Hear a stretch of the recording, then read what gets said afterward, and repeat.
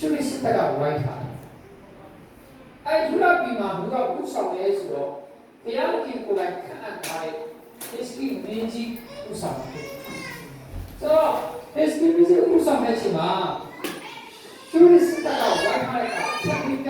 လုပ်ထားတယ်ဖြတ်ပြီးကဆိုတာက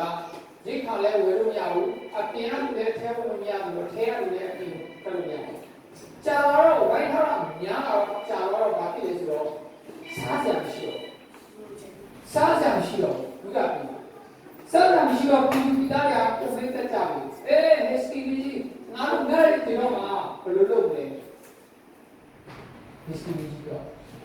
ဒါပေမဲ့ခေါင်းဆောင်ဖြစ်တဲ့နော် history ကြီးကတော့ဘေးကနေပြောနေတဲ့အတန်ကိုအာရုံထားလိုက်လို့ဆိုရင်သူစဉ်းစားရမယ်သူသွားရမယ်ပါလို့ပြောက်သွားမှာဖြစ်တယ်ဒါကြောင့်ဘေးကနေပြောကြပြီဘယ်လိုလုပ်လဲကျွန်တော်တို့ဝိုင်းထားပြီးစားစရာလည်းမရှိတော့ဘူးဒီကြားထဲမှာတာမခက်ဆိုရဲစစ်ကိုကြည့်ပါတော့ဟေးတိကလူမျိုးတွေမင်းတို့ဘာဖြစ်လို့ငါတို့ကိုပြန်ဒုက္ခချင်တာလဲငါတို့စိတ်အင်အားပေါင်းတဲ့လူမျိုးမှရှိလို့လားငါတို့နဲ့ပေါင်းနေဆိုရင်အတိတော်စပိချာမှာအတိတော်စပိတော့ရတယ်အဲ့ဒီတော်စပိကမှအဲ့စပိဘူးကအတိတော်စပိဘူးနဲ့တော့ရမှာဖြစ်တယ်ပြောချင်တာက